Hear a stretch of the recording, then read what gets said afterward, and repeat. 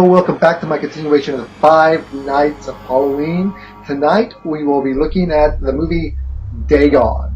Dagon is an adaptation of the story The Shadow over Innsmouth by H.P. Lovecraft. The Shadow over Innsmouth is probably my favorite H.P. Lovecraft story that he wrote.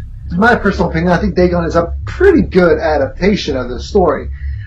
There is a lot of liberties here and there, especially towards the end. Overall, I think it's a pretty well done effort. The basic story is that our protagonist, he gets trapped into this town that is decrepitated, and the people are inbred with fish creatures. And one of the horrors of the story, of the original story, and of this, is that slowly he finds out that he is one of those people who are inbred with the fish creatures. It's a fascinating story, and it's one of my favorites. There's some actual really good horror in that story. One of the strongest suits of this movie, I think, that it got right very well, is the actual town of Innsmouth portrayed in the story. The look of it, the feel of it, it looks the way Innsmouth should look. But instead of a New England town that when the original story was placed, this is placed in Spain. But the change of location doesn't really matter. The look and the feel of this town, this is what Innsmouth is supposed to look like.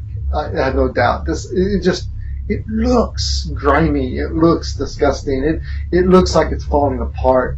And the makeup on some of the creature makeups it's excellent. And the look, the feel of the people, and the look of the environment actually does feel like that story come to life. So that's one of the strongest aspects of this movie that I really personally enjoy. The horror is actually pretty good. There's some gore, and there's some violence, and there's some nudity. These are things that Lovecraft kind of steered away from. But other than that, I think it's pretty relatively a good adaptation. If it kind of follows the story narrative of the book about maybe a quarter of the way through, and then after that it starts veering off heavily in its own direction. I mean, there's some pretty good action beats in there, and the end's totally made up for the movie. This is one of Stuart Gordon's movies. He is known for taking Lovecraft works and putting them to film. This is probably one of his better adaptations of Lovecraft's films. It's actually pretty accurate to the story, I think, and it's pretty good.